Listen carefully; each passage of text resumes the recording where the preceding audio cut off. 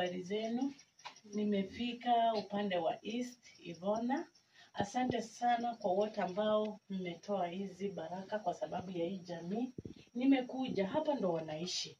Watoto ni hawa lakini mattress yenye mmenipatia ni moja.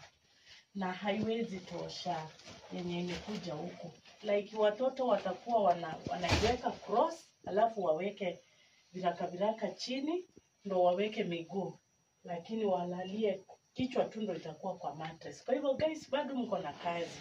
Ni ombi langu mpate kuongeza mkono sana muwapatie vitu za kulalia. Alafu naangalia nyumba mvua inanyesha ndani. Mvua inanyesha kabisa. Huyu ndo baba mwenye boma, hana kazi na hana vile asaidia watoto, na huyu ni mama.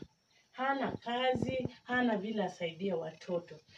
Kabisa guys, hao wanalalia watoto, wanalalia manguo na hakuna kitu. Kwa hivyo tunataka tufungue mzigo, tuangalie tuzitoe pale nje ili wapate manguo za kuvaa.